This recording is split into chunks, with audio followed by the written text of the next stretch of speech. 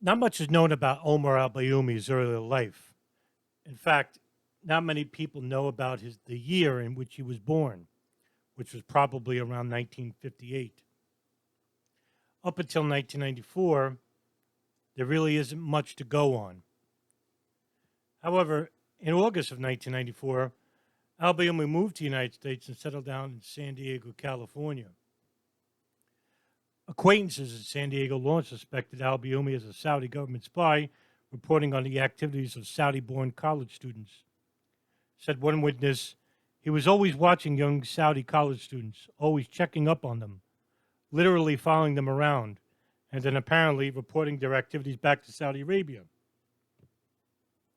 According to the FBI's best source in San Diego, he said that of al-Bayoumi, quote, must be an intelligence officer for Saudi Arabia or another foreign power, end quote.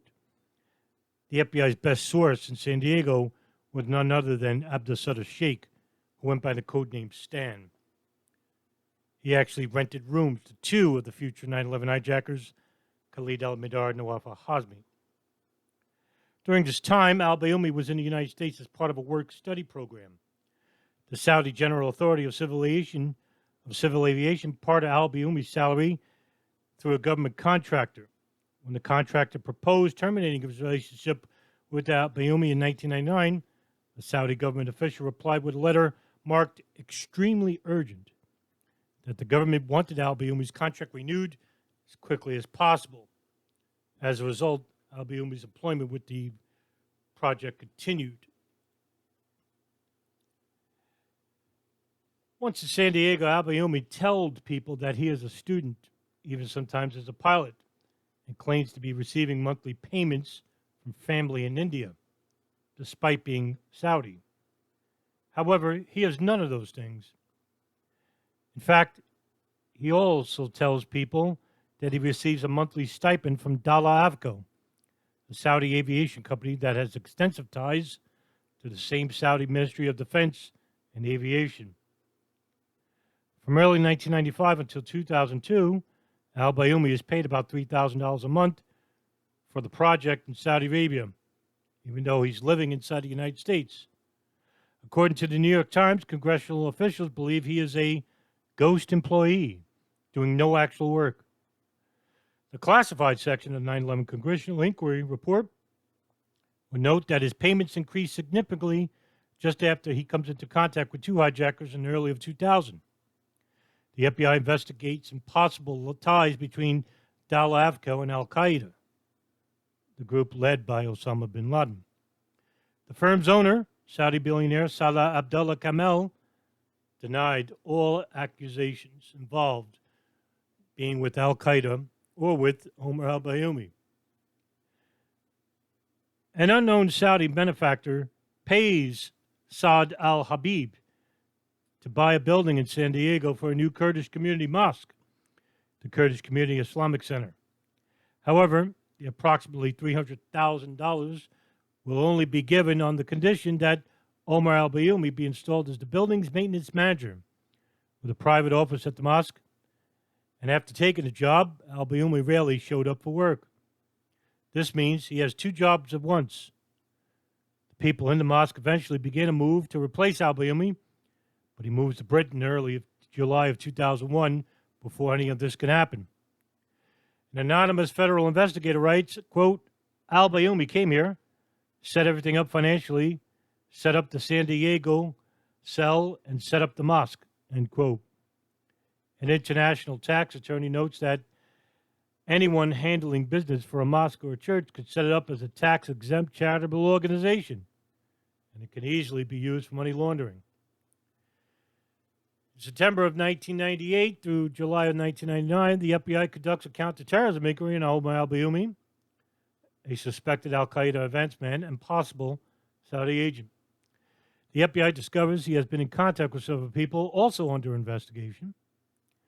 The FBI is given a tip that he was sent a suspicious package filled with wire from the Middle East and that large numbers of Arab men routinely meet in his apartment. His landlord notices that he switches from driving a beat-up old car to a new Mercedes, also in 98. According to the 9/11 congressional inquiry, the FBI notes that al-Bayoumi has access to seemingly unlimited funding from Saudi Arabia. For instance, an FBI source identifies him as a person who had delivered about $500,000 from Saudi Arabia to buy a mosque in June of '98. However, the FBI closes the inquiry for reasons that remain unclear. Also in 1999, al-Bayoumi is working as an employee for Dalavco. We went over this earlier, and someone in the company tried to fire him, but that didn't happen. It seems that the intelligence arm knew about al-Bayoumi years before 9/11, and that the employer of these companies know that he's a ghost employee, yet they kept paying him. Between June of '99 and March of 2000, the FBI conducted a counterterrorism inquiry into Anwar al-Awlaki, an imam who will later be suspected of involvement in the 9/11 plot. He serves as the spiritual leader to several of the hijackers, and by 2003, U.S. intelligence will determine he's linked to al-Qaeda. However, their findings would not be found legitimately. It is suspected that he was part of al-Qaeda, yet al-Qaeda never mentions him. On January 15, 2000, after attending the 2000 al-Qaeda summit meeting in Kuala Lumpur, future 9/11 hijackers Nawaf, al-Hazmi, and Khalid al-Mihdhar flew from Bangkok, Thailand to Los Angeles. Al-Bayoumi reportedly helped two hijackers settle in the United States after meeting them at a halal restaurant in Los Angeles. Interesting that they meet in this restaurant. Out of the many hundreds of restaurants in Los Angeles.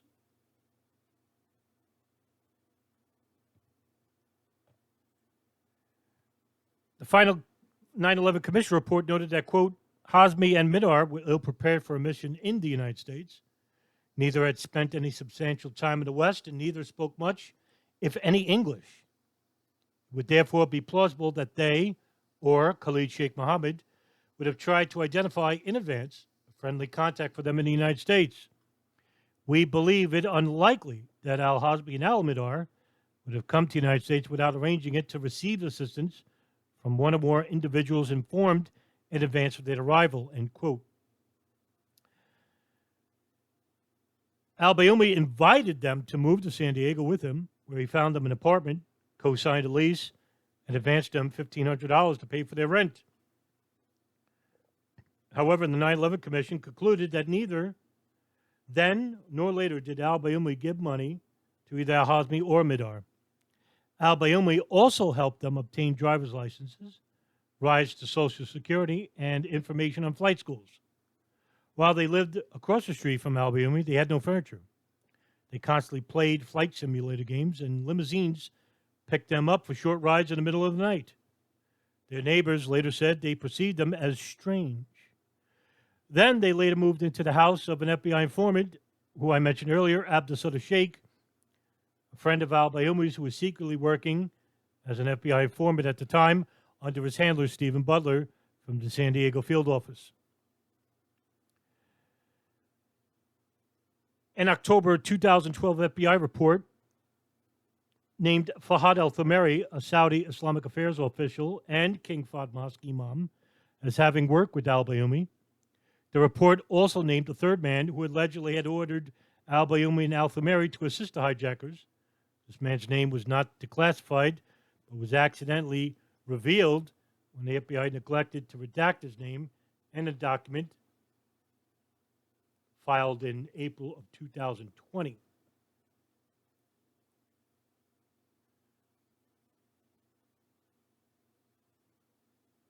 The man's name was al-Jarrah, no relation to Ziad al-Jarrah, but nonetheless, a Saudi official who had been released by accident, Musaid al-Jarrah.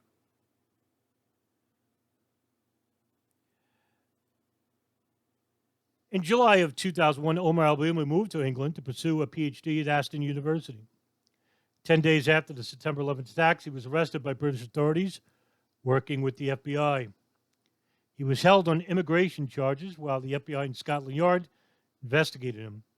His phone calls, bank records, and associations were researched, but the FBI said they found no connection to terrorism. When interrogators later asked Khalid Sheikh Mohammed, the mastermind of the alleged 9/11 attack, the alleged mastermind of the 9/11 attacks, whether he knew al-Bayoumi, he said that he did not. He was released and went back to studying in Aston and later moved to Saudi Arabia. Previously classified memorandum released by the National Archives in May of 2016. As of June 6, 2003, the FBI believed that it was possible that he was an agent of the Saudi government and that he may have been reporting on the local community to the Saudi government officials. In addition, during his investigation, the FBI discovered that al-Bayoumi had ties to terrorist elements as well.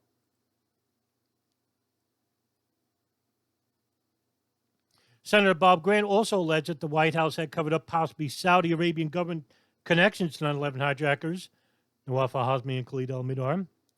In an interview to promote his new book, Intelligence Matters, he contends that the evidence related to two hijackers who lived in San Diego present a compelling case that there was Saudi assistance to the 9/11 plot. Author Philip Shannon stated that Graham is convinced that a number of sympathetic Saudi officials, possibly within the sprawling Islamic Affairs Ministry, which had known that al-Qaeda terrorists were entering the United States beginning in 2000 in preparation for some sort of attack, and that Saudi officials had directed spies operating in the United States to assist them. Graham also concluded that President Bush directed the FBI to restrain and obfuscate investigations into these ties, possibly to protect U.S.-Saudi relations. The San Diego Union Tribune also noted that Graham also co-chaired the exhaustive congressional inquiry into the September 11th attacks and is privy to still classified information about the probe. Graham claimed that Omar al-Bayoumi and Osama Basnan were Saudi intelligence assets. He also claimed that the FBI deliberately blocked his inquiry's attempts to interview Abdulsadah Sheikh, the FBI informant. It also became known that payments from former U.S. Saudi Ambassador Bandar bin Sultan through his wife Haifa bin Faisal in their bank, Riggs Bank, went to the wife of Osama Basnan, Mouida Dawijak, who sent the payments to Osama Basnan, her wife, her husband, and Osama Basnan gave those payments, monthly stipends, to Khalid al-Mihdhar and Nawaf al-Hazmi. These payments went from the year 2000 to the early half of 2002. As of late, it seems that the families of who are suing the Kingdom of Saudi Arabia, law firms such as Motley Rice and Creedler, have been successful in petitioning the Southern District of New York, led by Judge George Daniels, to subpoena Saudi officials Muassed al-Jara, Osama Basnan, Fahd al-Thamari, and Omar al-Bayoumi to testify without the hidden secrecy of the intelligence officials from the General Intelligence Directorate in Saudi Arabia. Let's hope that they get the answers that they need.